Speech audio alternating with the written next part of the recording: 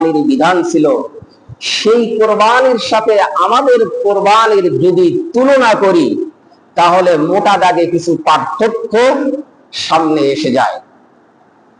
যেমন হযরত আদম আলাইহিস সালামের শরীয়তে কোরবানির বিধান ছিল পশু দ্বারা যেমন কোরবানি দেওয়া যেত, ঠিক অনুরূপ ভাবে নানা ধরনের শস্য দ্বারা, ফল ফ্রুট দ্বারাও আল্লাহ তাআলার রাস্তায় কি করা যেত?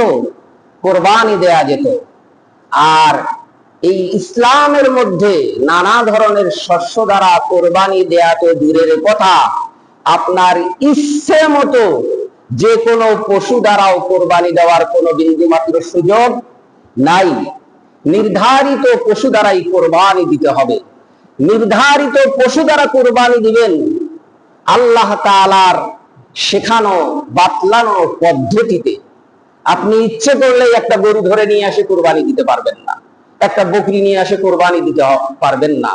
এই বকরি, এই গরু, এই উট, এই ভেড়া, এই ছাগল, এগুলোর কোয়ালিটি কি হবে, এর বয়সের সময়সীমা কি হবে, সব কিছু মেনটেন করেই আপনাকে কি করতে হবে? কোরবানি দিতে হবে। অথচ আদম আলাইহিস সালামের শরীয়ত ছিল সম্পূর্ণ এর ভিন্ন। আমরা এই চতুষ্পদ জন্তুগুলোকে কোরবানি দেই জবাহ করার মাধ্যমে, কিন্তু হযরত আদম আলাইহিস সালামের শরীয়তে কোরবানির বিধান ছিল এই শস্য কিংবা পশু একটি জায়গায় রেখে আসতো, আসমান থেকে আল্লাহ তাআলার পাঠানো কোনো আগুন এসে যদি ওই শস্য কিংবা পশুকে যদি জ্বালিয়ে পুড়িয়ে ভস্ম করে দিত, তাহলে বোঝা যেত তার কোরবানি আল্লাহ তাআলা কি করেছেন? কবুল করে নিয়েছেন। আর যার পশু কিংবা শস্য সেভাবেই পড়ে থাকতো, বোঝা যেত যে তার কোরবানি আল্লাহ তাআলার রাস্তায় কবুল হয়নি।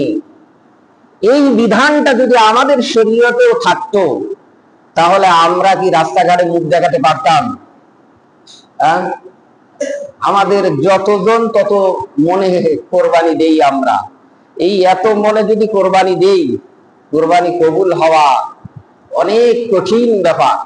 তো আমার কোরবানি যদি কবুল না হয়, মানুষের মধ্যে তো প্রসার হয়ে যাবে, অমুকের কোরবানি কবুল হয় নাই, তার মানে এ আল্লাহ তাআলার নিন্দিত ধিক্কৃত বান্দা, ঠিক না? আল্লাহ সুবহানাহু ওয়া তাআলা হযরত মুহাম্মদুর রাসূলুল্লাহ সাল্লাল্লাহু আলাইহি ওয়াসাল্লামের মাধ্যমে যেই দ্বীন আমাদেরকে দিয়েছেন, সেই দ্বীনকে আল্লাহ তাআলা কত সহজ করে